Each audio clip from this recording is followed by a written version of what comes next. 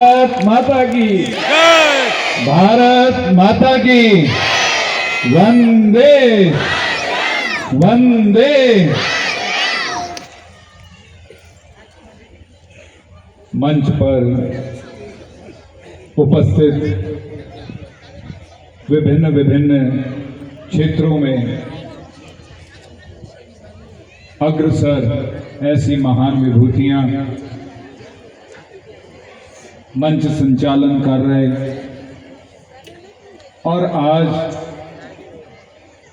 हल्द्वानी कालाडूंगी क्षेत्र के हिम्मतपुर में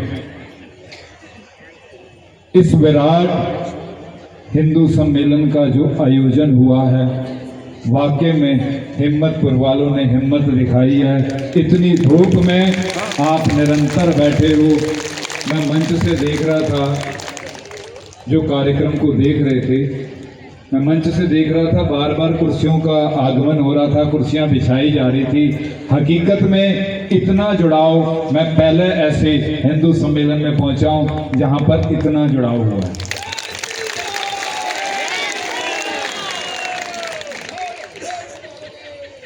आज हम उस भारत मूवी में, जिसके लिए कहा गया है जननी जन्मभूमिश्च स्वर्गादपि गरीयसी, जिसके लिए कहा गया है माता भूमि पुत्रों पृथ्व्या, जिसके लिए गुरबाणी में कथन आता है पवन गुरु पाणी पिता माता धरत महत। आज हम उस भारत माता की सभी संतानें हैं और सब भारत माता की संतानें होने के करके आपस में भाई भाई हैं। और आज इस भारत माता के हिंदुत्व का जो सत्य को जगाए, मैं उसको प्रणाम करता हूं, उसका अभिवादन करता हूं, उसका अभिनंदन करता हूं। सबसे पहले आया हिंदू सम्मेलन। हमें यह पता होना चाहिए हिंदू क्या है, हिंदू शब्द क्या है। हिंदू किसी धर्म ग्रंथ पुराण में हिंदू शब्द कहीं नहीं है। हिंदू क्या है फिर? जब फारसी ईरानी लोग भारत को देखते थे, भारत की ओर आते थे, तो यहां पर सबसे सीमावर्ती जो हमारी नदी पड़ती थी उसको कहते थे सिंधु। अब उनसे सा बोला नहीं जाता था, वो सिंधु नहीं कह पाते थे, वो उस शब्द का उच्चारण करते थे हिंदू हिंदू। तो हमारी पहचान हो गई हिंदू, कि हम हिंदू की तरफ की, हिंदुस्तान की तरफ की। हमारी भौगोलिक पहचान थी हिंदू। जब ईसाई मुसलमाने धर्म हमारे इधर क्षेत्रों में आए तो उन्होंने हमारे इसको नाम दिया हिंदू धर्म। हिंदू धर्म नहीं, सनातन धर्म है, जो आज भी है, कल भी रहेगा और हमेशा था, हमेशा रहेगा। वो है सनातन धर्म। सनातन धर्म के इस अखंड भारत में जो उत्पन्न हुए धर्म हैं, उनके कुछ सिद्धांत थे। कह लो हिंदू या सनातन, एक पर्यायवाची शब्द कह सकते हो, कहना चाहो, पर सनातन अपने आप में पूर्ण शब्द है। सनातन इसकी एक पद्धति थी, हिंदू जीवन जीने की शैली है। यहां के धर्मों के अंदर सबसे पहले था नारी का सम्मान करना, ये हिंदू के अंदर भी है, नारी का सम्मान करना।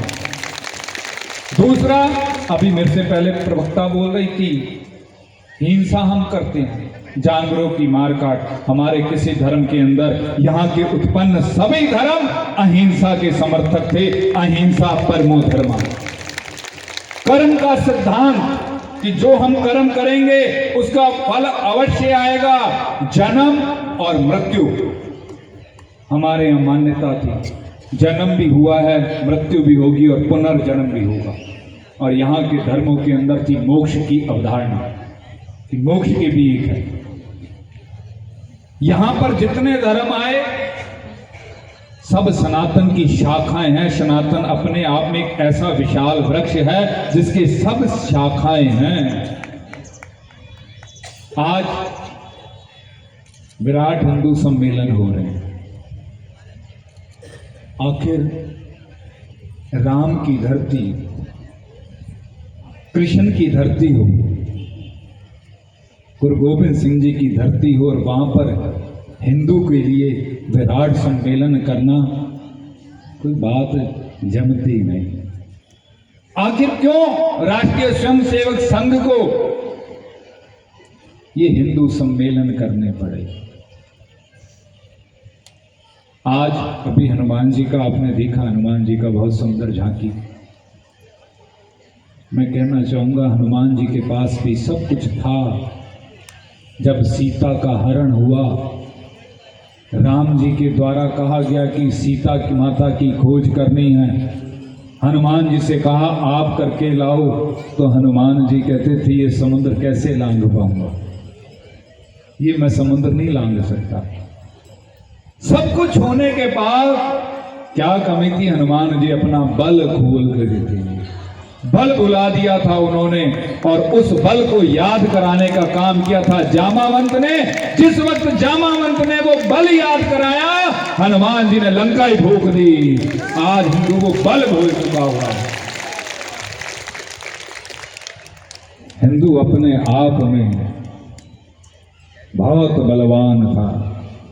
आज कहते हैं ना हिंदू हजारों साल गुलाम रहा। मैं इस भरे मंच से कहता हूं किसी के बाप में इतनी हिम्मत नहीं थी कि हिंदू को गुलाम बना ले। आज भी उनकी छाती पे रेंग रहे हैं,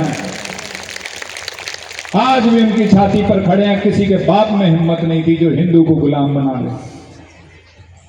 साहब आज हम अपनी पहचान भूल रहे हैं, अपने संस्कार भूल रहे हैं। मैं नमन करता हूं इधर बैठी माताओं को, बहनों को, जिन्होंने आज भी अपनी संस्कृति जिंदा रखी। मैं देख रहा था और मैंने पूछा कि ये क्या ले रखा है इन्होंने, जो दुपट्टा है उसको क्या?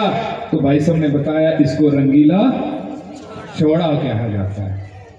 आज हमें अपना कल्चर पुराना लगता है भाई, विदेशी सभ्यता अच्छी लगती है। आज हिंदू को कमजोर मत समझो।